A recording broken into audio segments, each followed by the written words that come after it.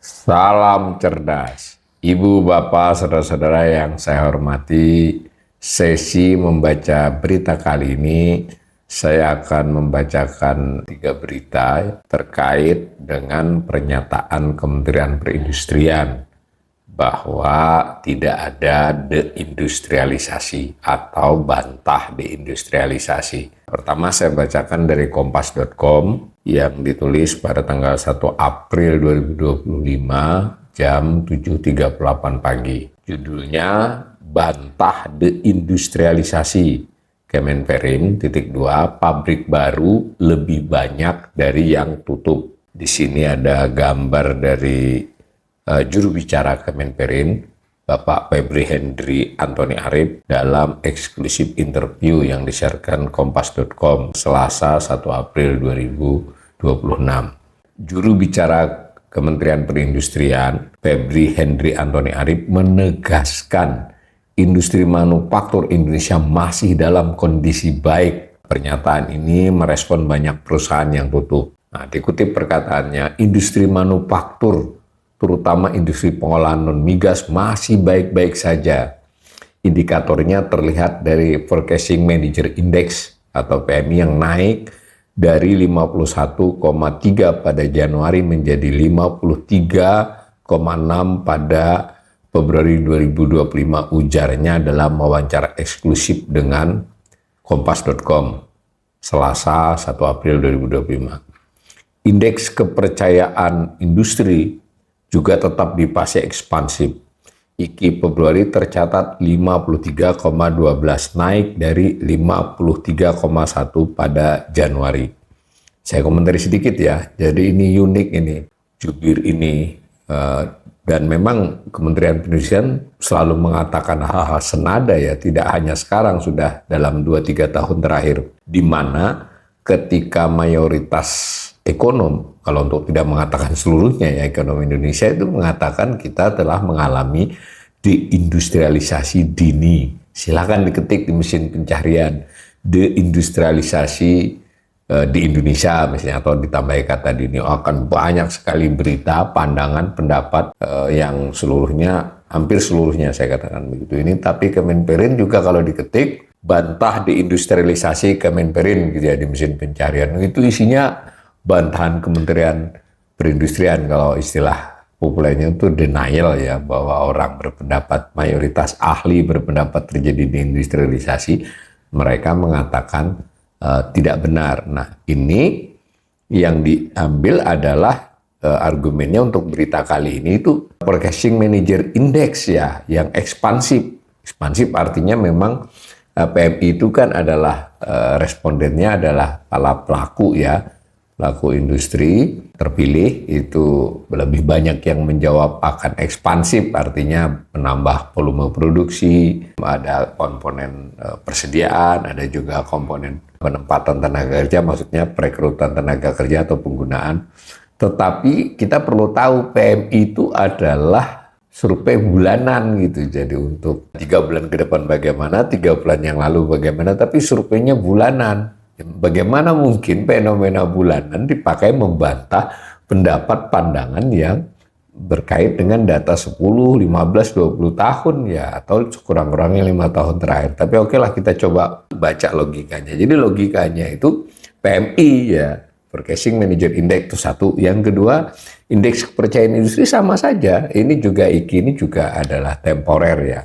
Ya wajar kalau pengusaha atau pelaku industri ditanya itu ya, untuk bulan-bulan tertentu dia optimis terhadap sebulan ke depan atau 3 bulan ke depan, bukan tentang 5 atau 10 tahun yang sudah berlalu ya. Nah, ini juga dikatakan jumlah tenaga kerja di sektor manufaktur juga masih tinggi, lebih dari 19 juta pekerja, jauh lebih banyak dibanding sektor lain. Pertama kita bantah lebih banyak pertanian ya. Pertanian itu 40 juta, 41 juta. Nah, yang kedua, kalau terjadi industrialisasi yang berlangsung secara baik, itu yang pertanian itu pindah ke industri ya. Jadi harusnya industri sudah lebih dari 30 juta mestinya menggantikan pertanian. Itu logika pertama. Nah, Subjudul berikutnya, bantahan soal deindustrialisasi. Febri membantah Indonesia mengalami deindustrialisasi. Ia mengakui ada banyak pabrik tutup, tetapi jumlah pabrik baru yang beroperasi lebih banyak. Ini lagi menarik juga ya, argumennya itu pabrik baru lebih banyak daripada pabrik yang tutup. Itu kan kuantitas pabrik kan tidak mencerminkan data sektor industri ya sebetulnya. Kalau mestinya kan Kementerian Perindustrian berpikirnya kan secara industri keseluruhan. Memang ada penutupan pabrik dan pemutusan hubungan kerja, tetapi jumlah pabrik yang dibuka jauh lebih banyak. Jumlah yang pekerja yang terserap di pabrik baru juga lebih banyak dibandingkan terkena PHK. Katanya Pak Febri ini, kalau nanti kita lihat datanya, ya betul ada sedikit-sedikit penambahan ya industri. Tetapi penambahan itu sangat tidak signifikan dengan misalnya kenaikan jumlah pekerja gitu. Artinya kan persentase orang kerja di industri itu sebetulnya tidak meningkat, bahkan cenderung stagnan selama beberapa tahun terakhir ini. Nah, dilanjut lagi, kami terus menjaga ekosistem industri tetap kondusif, terutama dengan meningkatkan permintaan domestik dan ekspor agar utilisasi industri terus naik tutupnya.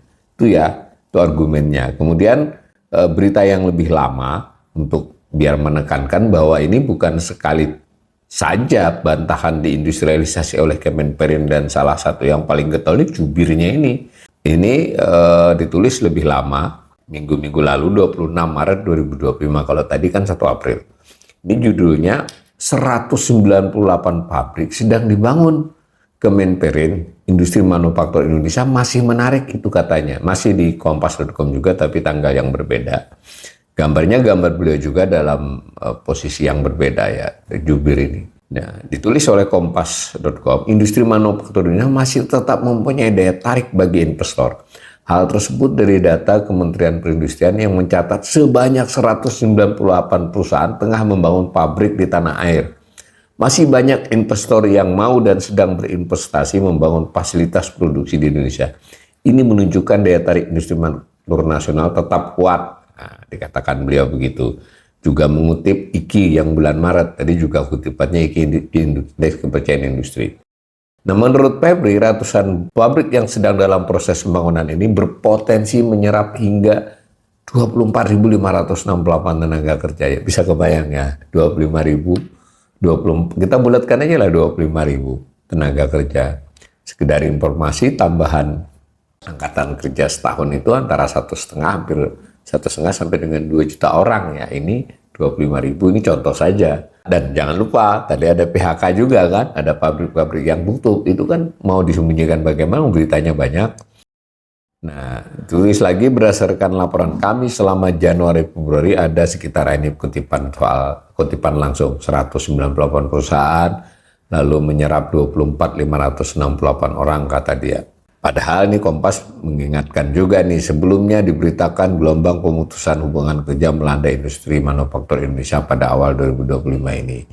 Ditulis tercatat lebih dari 5 perusahaan yang telah melakukan PHK terhadap lebih dari 10.000 karyawan pada kuartal 1 2025 ini. Antara lain perusahaan tekstil Sritek Group, perusahaan alat elektronik PT Sanken Indonesia, dan perusahaan pembuat alat musik Yamaha Indonesia. Jurnalis sudah mengerjakan PR-nya nih ketika di sana mengatakan tambahan tenaga kerja ini menyampaikan berita tentang PHK.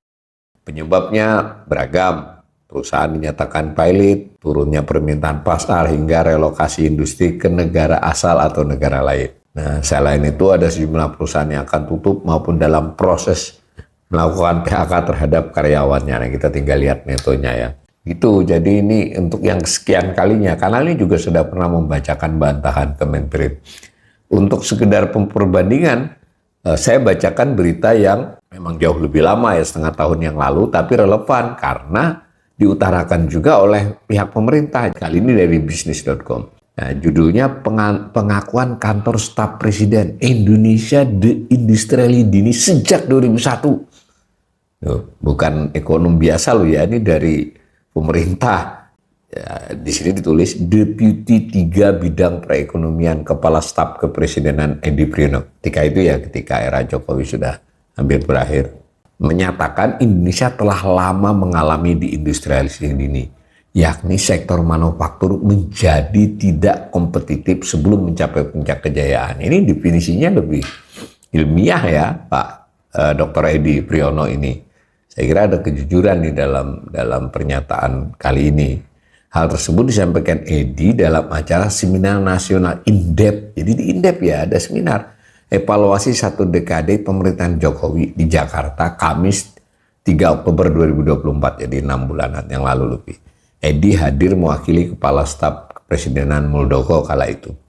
Edi menjelaskan sejumlah tantangan perekonomian Indonesia yang perlu menjadi perhatian. Salah satunya kondisi industri manufaktur yang layu sebelum berkembang. Begitu loh, Bro.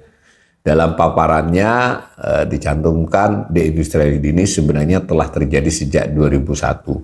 Artinya lebih dari 23 tahun Indonesia berjibaku dengan perlambatan kontribusi industri manufaktur. Masalah lain, perlambatan industri tidak diiringi pertumbuhan signifikan di sektor lain, misalnya jasa. Hal ini pun menandakan terjadinya deindustrialisasi dini di Indonesia ini, kata Pak Edi ya, dan seterusnya. Saya tidak bacakan lebih lanjut. Ini di ujung itu peran dominan sektor industri beralih ke sektor jasa. Nah, memang begitu, tetapi bukan jasa yang mendukung industri ya. Sayangnya kontribusi manufaktur turun karena performa industrinya yang tidak stabil dan seterusnya. Disebut juga PMI. Sebagai penutup, jadi pemerintah sendiri di internalnya juga ada pengakuan sebenarnya, tapi Kemenperin selalu mengatakan tidak terjadi deindustrialisasi. Kalau denial begini, bagaimana kita berharap ada upaya-upaya yang lebih serius untuk melakukan perbaikan atau reindustrialisasi. Mudah-mudahan ini menjadi perhatian dari Kementerian Perindustrian.